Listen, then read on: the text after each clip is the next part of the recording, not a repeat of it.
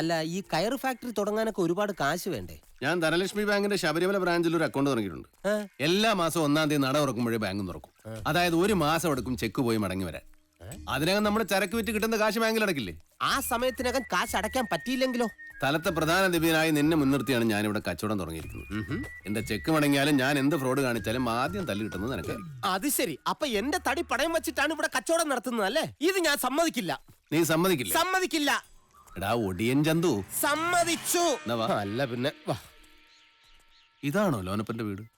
നല്ലൊരു പഞ്ചായത്ത് മെമ്പറാ. പഞ്ചായത്ത് പാലത്തിന്റെ പണിയും വീടിന്റെ പണിയും ഒരുമിച്ചാ കഴിഞ്ഞത്.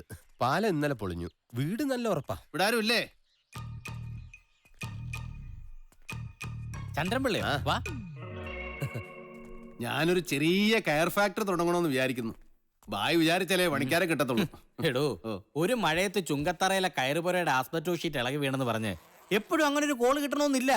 ഞാനൊരു കയർ ഫാക്ടറി തുടങ്ങിയ ലോനപ്പൻ എന്നും കോളായിരിക്കും. നിങ്ങളെ ആദ്യം കണ്ടപ്പോഴേ എനിക്ക് തോന്നിയതാ നിങ്ങളിലൊരു കച്ചവടക്കാരൻ ഉറങ്ങിക്കിടപ്പുണ്ടെന്ന്. അതെ, ഞാൻ പോയി പെണ്ണുമ്പിള്ള കാണാതെ കുറച്ച് വെള്ളവും ഗ്ലാസ് എടുത്തോണ്ട് വരാം. ഞാനൊരു ലോക്കൽ കോൾ ചെയ്തോട്ടെ? ലോക്കൽ അല്ലേ ചെയ്തു. ഇതൊക്കെ പ്രത്യേകം ചോദിക്കാനുണ്ടോ?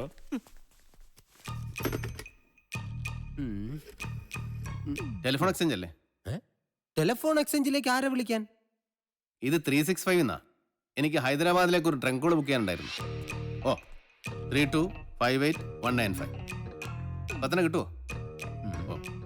ലോക്കൽ കോളാന്ന് പറഞ്ഞിട്ട് ട്രങ്ക് കോൾ ബുക്ക് ചെയ്യുന്നു.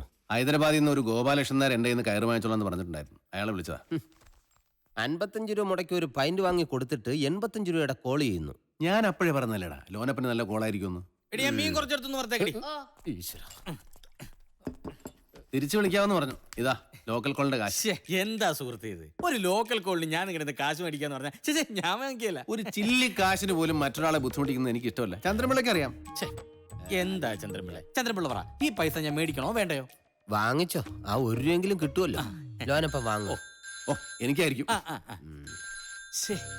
ഇത്രയും സത്യസന്ധനായ ഒരു മനുഷ്യൻ കച്ചവടം തുടങ്ങിയാൽ ശരിയാകുമെന്നാ എന്റെ പേടി. എനിക്കിപ്പ പേടിയില്ല. ഹലോ, ഗോപാലകൃഷ്ണൻ സാറാണോ? ഞാനാ പവിത്രൻ.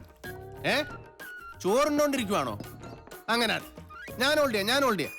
പുള്ളിക്കാരൻ ഊണ് കഴിച്ചോണ്ടിരിക്കുക. കാര്യം എത്ര അർജന്റ് ആണെങ്കിലും ഉണ്ണുന്ന ചോറിനെ ബഹുമാനിക്കണമല്ലോ. പിന്നെ ഇങ്ങോട്ട് വിളിച്ച കോളല്ലേ, എത്ര വേണേലും ബഹുമാനിച്ചോ. പിള്ള കഴിക്കുന്നില്ലേ? പിന്നെ മതിയോ? മതി. അല്ല ഞാൻ